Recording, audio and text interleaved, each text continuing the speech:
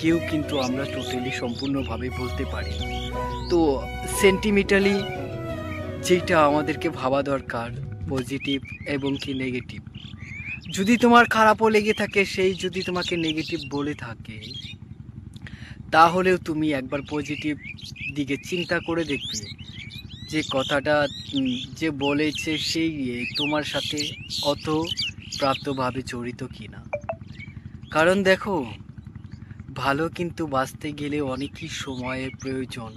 মানুষকে বিশ্বাস করতে গেলে অনেক ধৈর্য, অনেক কিছু ত্যাগের প্রয়োজন। কিন্তু যখন নষ্ট হয়ে যায়, নষ্ট হতে কিন্তু মাত্র 2, 3, 4 সেকেন্ডের ব্যাপার, শুধুমাত্র একটা ওয়ার্ডের ব্যাপার বলে দিলেই কিন্তু হয়ে যায়।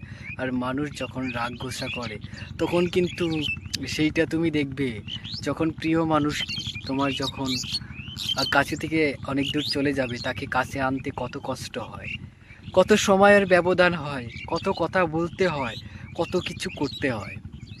তো ভালো যদি বাঁচতে চাও, খাস দিলে ছাপা মনে বাঁচতে হবে, কারণ সেখানে দাগ লাগলেও মুছে দিতে হবে। এটাকেই বলে ভালোবাসা।